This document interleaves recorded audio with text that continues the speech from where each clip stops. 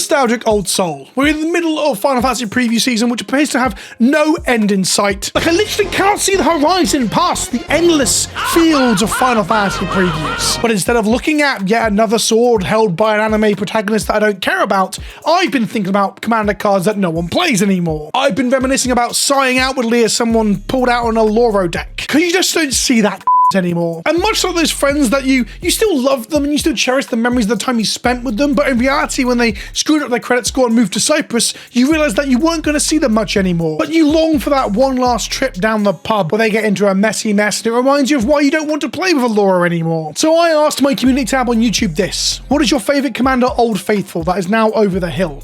A card you used to see often, but no one plays anymore. Maybe it's too slow, maybe it's outclassed, or sponsors may be using the video. Spoilers, this is that video. So let's talk about the has-beens and the have-nots. The cards that once upon a time you feared, but now you wouldn't even wipe your ass with. From Commander staple to 50p bulk rare, were they outclassed and outprinted by something new? Let's talk about that in today's video. But first, if you are buying any cards for your Commander decks, including old shit or new stuff, you can go to coolstuffinc.com in the North American Peninsula, use the code Kenobi at checkout and get 5% off your order to help support the show. But if you live in the old world of Europe, you can go to magicmadhouse.co.uk and use the on-screen code right now, Kenobi-May, and that'll help you get 5% off your order for all non-pre-order and non-sale items. Some of these I'm going to agree with, some of them I'm not, some of them I'm gonna like extrapolate upon, I'm going to expand upon into a further point and just wax the liver cut. First up, K-Hub5660 says, I almost never see Damnation or Wrath of God anymore. Now it's always Farewell. Farewell is certainly the discourse boogeyman of late, or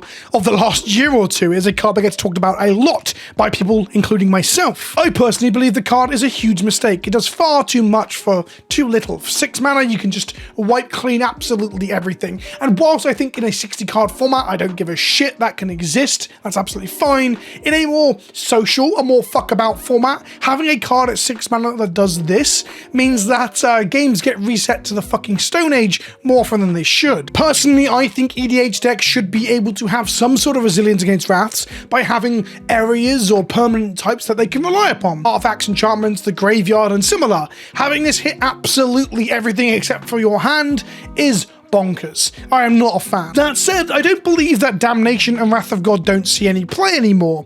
Damnation I haven't seen in a hot minute, but often when I build white decks myself, I include at least Wrath of God or Day of Judgment, if not both. White never really got a Toxic Deluge, with Deluge becoming the Wrath of choice over Damnation in my eyes. I guess Toxic Deluge and Blasphemous Act are probably the most seen Wraths in Commander, but White doesn't have anything of a lower cost that it can play in place of Wrath of God or Day of Judgment. Wrath of God being a strictly better version of Day of Judgment, but sometimes you got to play what you got hold of, right? I often don't order new singles for my decks. I just play with whatever I can find in a box or a folder or in the piles of rubbish upon the floor of my room. That's right, I'm starting my dirty streamer arc where I use a rat for an alarm clock. But don't worry, I won't be hating on minorities whilst doing so. What I will say is that a 4-mana Wrath still has a place even against a 6-mana Wrath that has 15 extra lines of text. In the case of Wrath of God, or I keep saying Day of Judgment, let's just talk about Wrath of God. In the case of Wrath of God, you can play Wrath of God and hold up a 2-mana counterspell, for example. Sure, you're just building your own Supreme Verdict there, but it also allows you to Wrath the board and counter a Teferi's Protection, for instance, which would protect you from those Wraths. What I'm saying is that playing a cheaper version doesn't mean you're playing it earlier in the game. It means you can play it and hold up interaction, activate abilities, and similar. And for that reason, I don't think Wrath of God will ever truly go out of style until we have an actually power-crept, cheaper version or similarly costed version. For that reason, I can't agree. I think Wrath of God still see play, at least in the hands of this old fucker here. Some of the original commanders from the first precons, hot take, even Kalia. Even if it's popular, it's not the best. Now, you say that. Kalia is the 7th highest ranked card, or commander should I say, of the past 2 years on EDH Rec, and there's good reason for that. One, demons and angels and dragons are all pretty big, popular archetypal creatures that newbies will come into and want to slam a jam into play and cheat on the mana costs and have a good time. But secondly, there isn't really a similar commander that does the cheating quite like Kalia does. Sure, she's restricted to 3 creature types, but those creature types get updated every single single year with hotter and hotter new additions to them. What I do love to see is that like 50% of the decks still play things like, or more than 50, 60% of the decks still play like Avacyn Angel of Hope and Runescarred Demon, cards that I would call classic Magic cards from a bygone era. That's still playable. I do think that Kalia absolutely stands the test of time for being both unique and powerful and evocative, of being provocative. I don't know why I can't say that without sounding like an American weirdo. Provocative. The rest of the commanders from that era though, not so much. We're going to talk about one of them more in a moment. Croen Grip.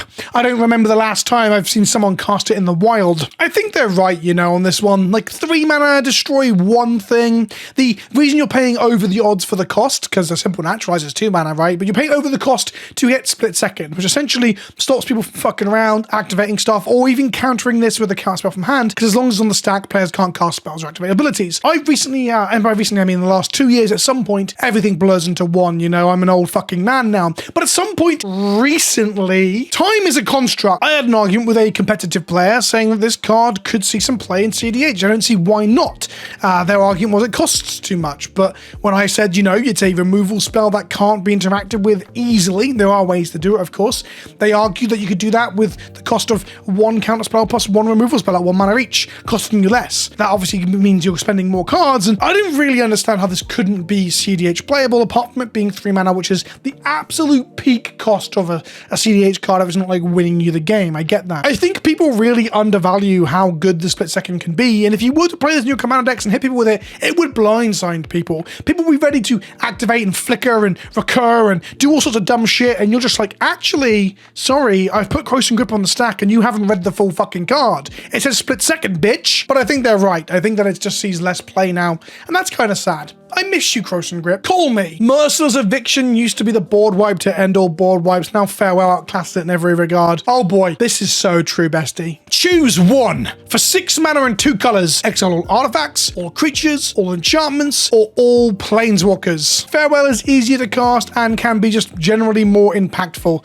as I love this old eviction artwork where an orb is sucking everyone off in the street. Farewell even has it beat for having all sorts of ways to be reprinted in other sets with thematically resonant art. We had Doctor Who, we had Fallout, we now have a Final Fantasy one where someone's saying farewell from behind. I guess Merciless Eviction is playable if you are looking for specifically a gold card to trigger when you cast a multicolored spell, or secondarily, I guess, a second copy of Farewell, or Farewell 1.5. Not that it's an improvement on Farewell, but because it's half the card Farewell is. God, I hate Farewell. Original Sheoldred. Back then, she was able to stick around and be an absolute powerhouse. Nowadays, she's unfortunately outpaced by most commander cards. Classic Sheoldred is still pretty strong if you can get her to stick around. She's a good reanimation target, essentially. A 7 mana 6/6 with Swamp Walk that each turn causes everyone else to get edicted, and on your turn, you have to put a creature from your graveyard onto the battlefield.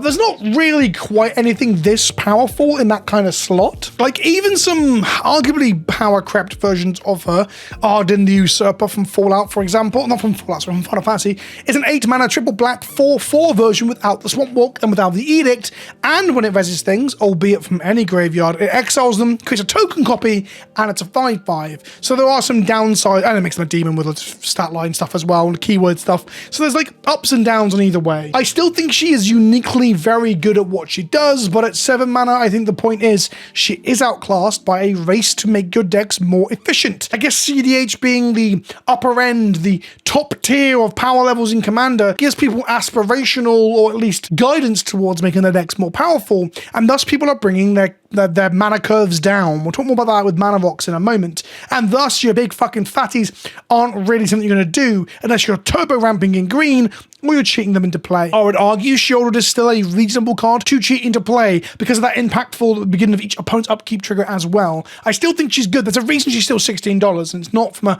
price memory collectability perspective. But I do agree that people are less likely now to try and get up to 7 mana if they aren't turbo ramping. Condemn has probably had the hardest fall from grace. Bring back the tuck rule.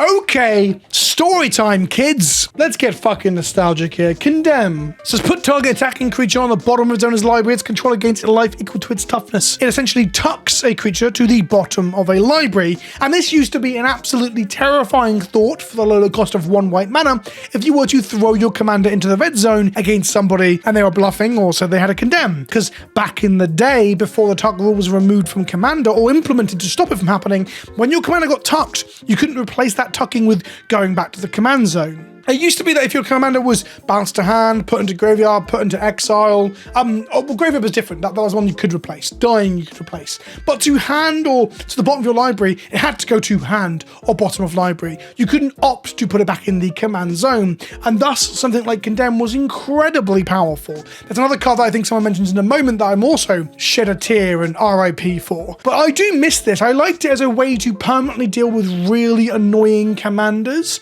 I miss this. I might do a whole video on the tuck rule and the use of clones as Doomblades. That was something I relied upon way too heavily circa 2012, 2013. Bring back tucking. I still have lots of love for Palaka Worm and Terraodon. They were the OG big creature value creatures. Ha ha ha ha ha ha! I fucking agree. Now, Palaka Worm was never the hot shit in Commander, a 7 mana 7/7 trampler that when it enters you gain 7 life, when it dies you draw a card, but I can see why people played it as a thing you could fuck about with. Recur it multiple times to draw cards and gain life, or flicker it to gain life. I've even argued in a very old video that it is mathematically better than Thragtusk. Thragtusk gives you 5 lives and a fucking beast, right? Palaka Worm, if we aren't flickering, if we're just playing and dying, Palaka Worm gives you 7 life, 7 power of stats, and it draws you a card. That card could be anything. It could be a 3/3 beast. It could be a fucking boat. But ultimately, Palaka Worm was never truly a commander staple as far as I understand it or think of it. It's in a load of worm decks, maybe?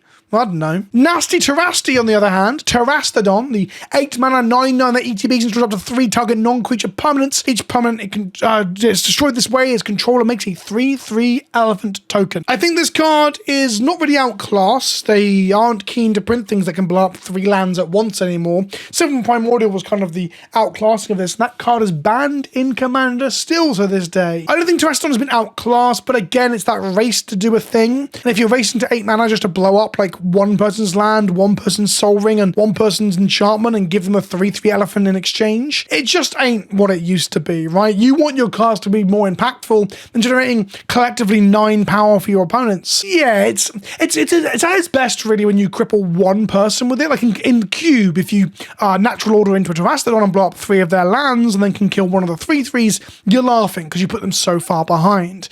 But yeah, it's been outclassed by the race to make your decks more efficient. Riku of Two Reflections. Love the commander, but I end up taking it apart because the deck was too slow for my local pods. Oh boy, I have like actual stressful flashbacks to local players in my area playing incredibly strong Riku decks. There was a time when Rug was just the best colors in Commander, and there were players in my local play groups who would just play every fucking combo under the sun, including Splinter Twin and Kijiki in these decks, making them an absolute menace. They would play Primeval Titan and 7 Primordials, and they would copy them using Riku's ability by flickering them with a Deadeye Navigator and then copying them with Riku, and yeah, it was disgusting. Now, by modern standards, it's not really that scary anymore because just getting 1 copy by paying the mana once is kind of low-key not the best thing you can be doing. But Riku at one time or another was one of the combo boogeyman of the format, or at least in my eyes from my local metas. Nowadays, we never see him. He is but a echo in the halls of Commander. I used to bury commanders with Spell Crumple. Oh, fuck, right in the gut. Right in the gut, like seeing a picture of your deceased mum. Spell Crumple was one of my go-tos with Condemn and with other cards like Spin into Myth and Hinder. All of these cards, I would aim at someone's commander and put them under the library and say, fuck you, you don't have a commander anymore. But the real bullet was that not only was tucking commanders very good at getting rid of them and thus I could play these cards, it then opened me up to regularly playing the card Tunnel Vision, where I would tuck someone's commander, ask them if they want it back, then tunnel vision them to their commander. If they're not playing an Eldrazi Titan or similar, they've now been decked and they've lost the game when they go to draw. It's or at least they get to draw the commander first, I guess. It was a lot of fun. Those were the days when 6 mana combos, well 9 mana combos collectively were doable. Not anymore. I miss Spin into Myth and Spell Crumple and Hinder, and I miss Tunnel Vision and some extra added value on top of the whole tuck in the commander shit. But what can I say? I'm a mean bastard. Kevin_Masters says, everything printed before Modern Horizons 1 except max 100 exceptions, and half of them were on the reserve list. I started playing Commander because it was non-rotating, now it's just rotating. I don't know if I even remotely agree with that. Like, if we look at the top cards on EDH Rec, there is just tons of shit that is not from Modern Horizons. If you scroll down the list, there's actually very few cards with, like, I think Ignoble Hierarch is the first one that shows up, and if you keep scrolling, there's just very few shit. Esper Sentinel, the talismans that got printed into Modern Horizons to finish the cycle, and cards that were printed in Commander decks and later reprinted in Commander Horizons, like Toxic Deluge. It really isn't as Modern Horizons heavy as people make out. Yes, modern card design is kind of crazy, and there are cards from modern sets that kind of do what they're saying Modern Horizons did. Your Smothering Tide, your... I was going to say Cyclonic Rift, but Cyclonic Rift is like older than most of the people watching this video. That card is fucking old now. But your Free Spells, your Jeska's Wills, all this stuff is from the modern Commander card design, and we get more of it every single year. When you look down that list, it's very fucking clear that a lot of the staples, from your Swords to Plowshares, to your Vampiric Tutors, to your Reanimates, to your Mana Dorks, to your Anguished Unmakings, all of these things are not brand new power creep shit. Not at all. Perhaps the argument could be like modern commanders are like that, and the game changers they're printing these days, like Smothering Tides, are like that. But the majority of cards in Commander are cards that have been around for quite some time. I would not argue it's a rotating format now at all. I think that's kind of bollocks. If anything, I might go as far as to argue that's an indication your deck building's perhaps to blame here. It's easy to blame the rotating power creep of Magic, when in reality it might just be that you aren't performing because you're not self-reflecting enough on the decks that you build, or the lines that you take, or the way that you play. It's easy to blame a boogeyman like power creep. Simic Sky Swallower. Oh my god, this has got to be the most true one of the entire fucking like comment section. Now, bearing in mind this is not just like some weird thing where someone liked this card, the 7 mana 6/6 flying trampling shroud, the Simic Sky Swallower, ooh. This was at one point, it is a rare from Dissension, as a heads up. This is at one point like the biggest, scariest Simic creature around. Hard to interact with, evasive in more ways than one. It was a big boy that at one point I believe was one of the upper end cube cards too. But let's be real, it hasn't been good for at least 15 years. Blue-green 6 drops, 5 drops, 4 drops to an extent, just do so much more than Simic Sky Swallower now. Hell, you get 3 mana Simic cards that just fucking absolutely shit value out compared to this thing. It might be the most power creep left in the dirt card you can think of. Weirdly though, if someone slams it in the right circumstance, especially in 60 card format or 40 card limited format, and you can't deal with it, you're just gonna fucking die to it. So it weirdly still carries some fundamental power of being a flampling 6/6 that has Shroud, but ultimately it's still just doggers compared to all the stuff that's come out since. This is a relic of a bygone age that I remember putting into Commander decks very early on, around the 2011 sort of era. Corvald Fakehurst King. Absolute fucking nonsense. This guy's like the 37th most built commander on the EDH Rec in the last 2 years. He's a 5 mana 4/4 that cares upon ENTBing or attacking on sacking off a thing and drawing you a card, and when you sack shit he gets bigger. This guy is a house. He draws you cards, he becomes a big, unstoppable threat. Sometimes on the turn that you start doing your like loops and shit, he becomes arbitrarily large and just fucking kills someone with commander damage. This is absolute bollocks. Corvald is still incredibly strong, more strong than even Tulane of the same era. Call me old fashions, but it's gotta be the big man himself, Sun Titan. Oh, psychic damage. I try to put him in so many decks nowadays, but he always gets cut. Sun Titan is my favorite of the Titan cycle. He might be my favorite 6 mana creature ever printed.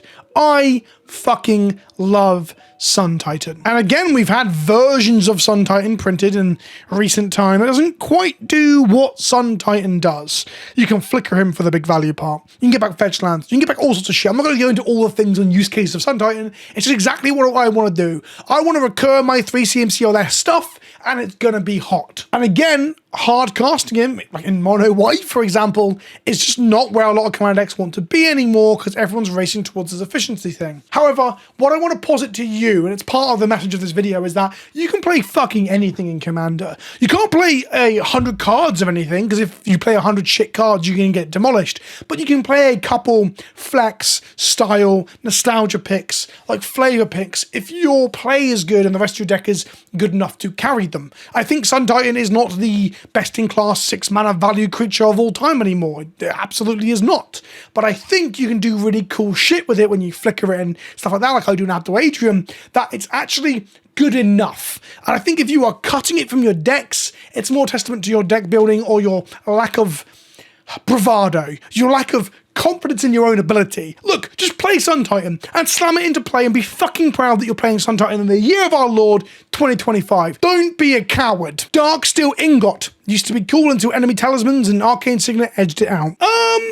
Did it? Darksteel Ingot was never really that good. It was a 3-mana mana rock that was readily available and it didn't die to Vandal Blast. And that was the big sort of like hype for it. Over time, 3-mana mana rocks have started to outclass it. Every other 3-mana mana rock gives up the indestructible to give you some sort of extra value. Bounty Board, Commander Sphere are two ones that I've played in recent time. Commander Sphere I play in a lot of decks. You can sack it to draw a card and recur of Sun Titan, for example. But just 3-mana make a mana is just not good enough anymore.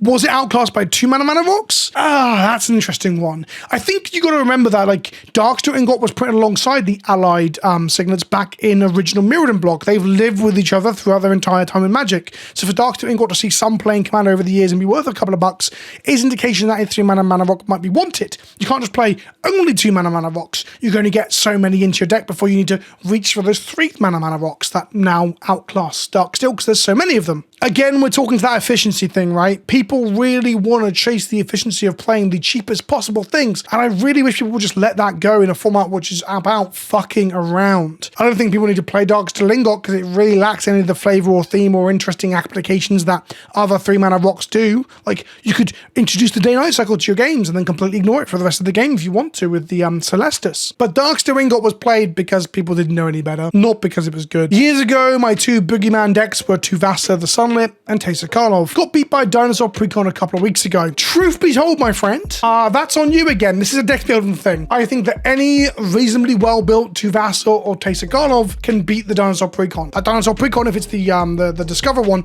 is very good. Don't get me wrong, I'm not saying it's not a good Precon. It's kind of nuts how good it actually is. But any commander should be able to beat it if your deck is built properly. Sorry? Thraximunda. Oh, that's a name I haven't heard in a long time. Bro needs so much help to be a menace nowadays. I agree. Once upon a time, this guy was a collection of stats and removal all strapped together, and it had haste. But at 7 mana, no matter how good the fucking art is, he's just not cutting the mustard anymore, is he? What a cool looking and feeling card that is just so far removed from what we want to do in contemporary Commander. This is like fucking the archetypal, it costs too much mana. This guy could be 5 mana for a hasting 6/6 that does all this shit, making people sack stuff and growing from it. And it still would be middling, I guess. Oh God, what a conservatively costed card. I miss Thrax. And lastly, just to hammer home this concept that decks need to be cheap and cost efficient again, Zendicar Resurgent. Does anyone ever run 7-mana enchantments anymore? According to EDHREC, Zendicar Resurgent is in 2.25% of decks, which is less than the number of decks that are playing Terraodon, which actually surprised me. If you'd asked me to pick one of these cards for which one is seeing more playing Commander right now, I would assume it's the absolutely bonkers 7-mana enchantment because of how good it feels. It has that typical thing that if in previous seasons this was revealed, the point that I'd make out is that it's a 7-mana do nothing. You spend 7 mana to cast it, and you've got to wait to cast creatures in the next turn or untap with your lands to get anything out of it. But truth be told is that when you do untap with it, you are in magical fucking Christmas land. This card is very strong. I'm pretty sure you've known tables where you've all said you need to kill the player or the card itself when it's resolved, and you've all failed to do so. The player untapped with it, and suddenly all bets are off and things have got very bad very quickly. But the fact that only like 2% of decks in the last 2 years play it is an indication that it just costs too much for what it does. It has no ETB value. And that's a shame, really, because the card is so splashy and so fancy. Has there been a better version of this printed recently? I'm racking my brain. I can't think of any 7-mana enchantments that do quite this much, but I could be wrong. It might just be outclassed by something that I have not noticed. But I think this commenter was right. Zendikar Resurgent is 7 mana, do nothing upon entering into the battlefield. I think paying 7 mana now, you can do it, but you want immediate value. You want go to combat value. You want ETB value. You want to pass the next person's turn, get upkeep trigger value. You don't want to have to wait for an entire turn rotation. That is just not how contemporary Magic cards are designed anymore. So let's pour one out for Zendikar Resurgent, a card that I have definitely lost multiple Commander games to, and I've won multiple Commander games because of as well, where you just slam it into play, you look around the table with a grin and you're like, can you fuckers answer this? Because if I untap with this, I'm gonna go mad. I'm gonna go absolutely crazy. Just absolutely bonkers. I don't know why I sound so unenthusiastic. I'm struggling here. There were loads more comments. I've already read out some that I picked out to talk about specific things. The one I'm going to end on now is Solemn. Absolutely, by and large, the most mentioned card is Solemn Simulacrum, and I must say it's the one I disagree with the most. The 4-mana Sad Robot is still printed to this day. It's just recently got a Final Fantasy printing. It's a 2/2 that easy bees and gets you a basic land tapped, and when it dies, you draw a card. Flickering it, recurring it, regrowing it, copying it. I've played with this card in so many decks. It's a Golem in Bernard. It's a card that I want to flicker in Abdul Adrian. I want to recur with Revelarks because I still play Revelark because I'm that kind of guy. I absolutely understand that if you want to be at the absolute peak power level of Commander, Solemn doesn't cut it. But I think even at the higher power end, before we get into the competitive side of things, I still think Solemn is an absolutely reasonable include that does things like ramping you in colors that don't normally have it, like blue-white, for example. I think Solemn will continue to be the card that everyone says is not good enough, but then people play it and the value is there. Getting a land, drawing a card, if you recur it just once, resurrect it, flicker it, oh boy, the value just keeps on coming. And then you get a blocker as well. Someone's swinging at you and you're like, I'm gonna block with Solemn Simulacrum and draw a card, and it feels so fucking good. I mean, one blocker is not that particularly exciting for a card, but Solemn just feels good. Some cards feel good. Thraximunda feels good, but Thraximunda's a billion mana. Let me know if I missed a golden order that you want to talk about. Comment down below and I might do a follow-up video where I talk about more of them. There's a lot of cards that are outclassed and just don't cut the mustard anymore. Let me know in the comment section below and we can all revel in that nostalgia for cards from a bygone era. Thanks for watching, and don't forget to pick up your cards, coolstuffinc.com and magicmadhouse.co.uk, both linked in the description below. I'll see you in the next one. Ta-ta for now.